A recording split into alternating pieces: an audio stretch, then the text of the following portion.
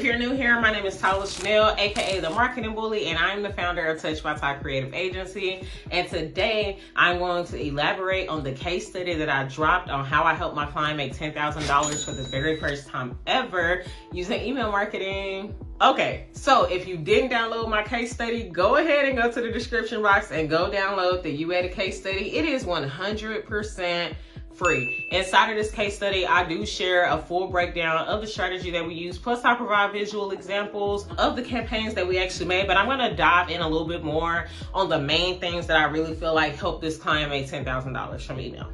The first thing that I actually did with this client was go through the flows that they had set up, and I edited all of them.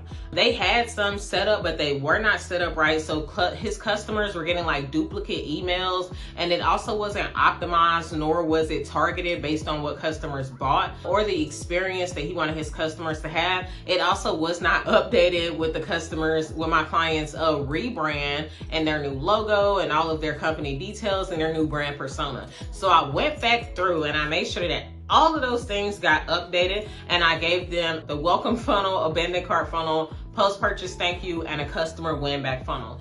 Each of these funnels have 4 campaigns in them, and they're pretty personalized in terms of like how he talks to his customers on TikTok and on Twitter, the jokes that he likes to share, the memes that he likes to incorporate. And so there's a bit of humor incorporated, some storytelling, customer reviews, before and after photos, as well as special offers that have a sense of urgency to where the offers either expire in 24 hours or within the next 2 to 3 hours, depending on which part of the email flow it falls into. The next thing that I did with this client is that I had to get them to understand that just because you have an idea for a sale doesn't mean you have to do that sale right this very moment. Let's slow down, take a step back, and start planning stuff out and make sure that things actually make sense according to your brand and what your customers want. So for example, most recently with this client, they wanted to do a back to school sale. And I talked them out of it because I was just like, your clients and your customers are not college students. They are not high school students.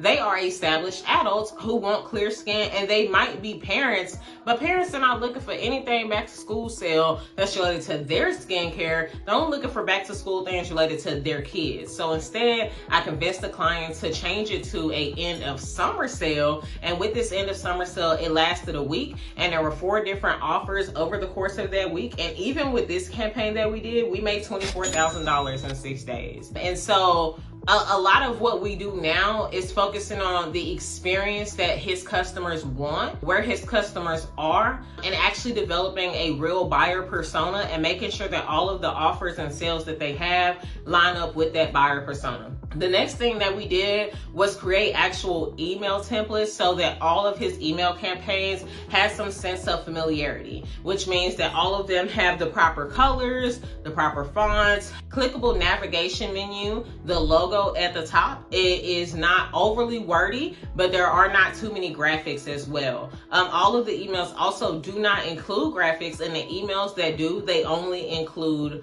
1 graphic. We try to incorporate similar elements across all the emails as well. The client's theme is like honeybees, and so there's bees, honey, honeycombs, and little jokes that have to do with like being in a hive and what's the buzz. So we really play into like the whole bee theme and keep it consistent across every single email campaign. We do really strong call to actions as well that are not just about buying stuff, but getting his customers to go and engage on his social medias. So we might say something like, P.S. the girls are really raving about this on TikTok, and they said they're gonna make this sell out. Go and drop a bunch of bees in the comments to let them know that the hive don't play, and they're gonna have to fight you for it.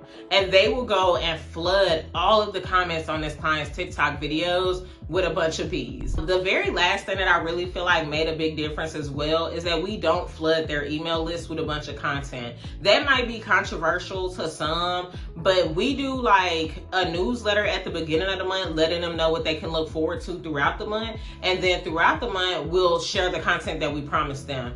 Anything else in between, we might do a few SMS campaigns. I'll help my client plan out some social media content. But this client, when we first started working together in April, they had 7,000 email subscribers, and now they're up to 14,000 email subscribers. And it's been about 4 or 5 months or so. And one thing that their email subscribers always compliment them on is that they're not always bugging them. They're not always bothering them. So we send a total of about 8 email campaigns a month, which averages out to about 2 email campaigns a week. We do send them content even when there's not a sale going on. And we don't always do a sale when we're pushing some type of campaign.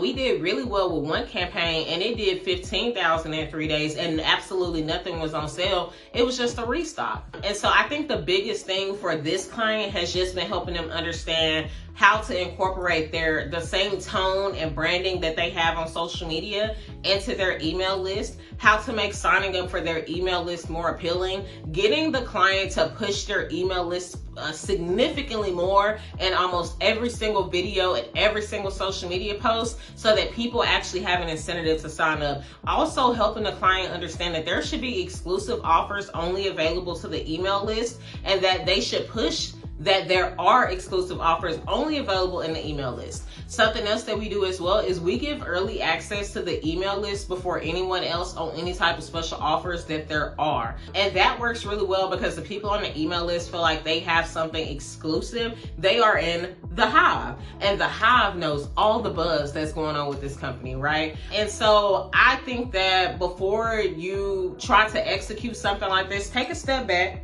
and ask yourself, are my automated flows set up? If your automated flows are not set up, go ahead and go watch this video where I talk about what are flows and why you need them. If your automated flows are set up, go back and look at your flows and ask yourself, do my flows align with my brand tone, my brand voice, my brand visuals, and the experience that I want my customers to have? And are they timely and are they relevant?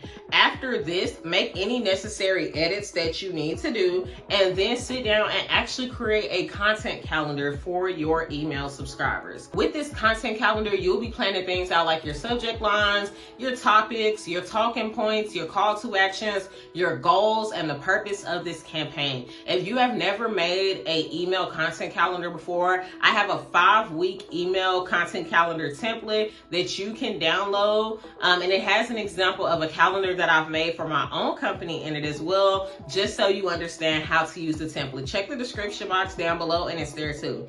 If you have any questions, feel free to drop them down below, but I think that a lot of your questions about this strategy can truly be answered in the case study that I'm talking about. Don't be a stranger though. Make sure you hit that subscriber button. Make sure you ask me any questions that you have. I really want to help and I really want to be helpful, but I need you to take that first step and reflect on your flows, your branding, your brand voice, your brand tone, your call to actions, and be critical of the things that you have put together for your marketing so that you can fix them and make them better.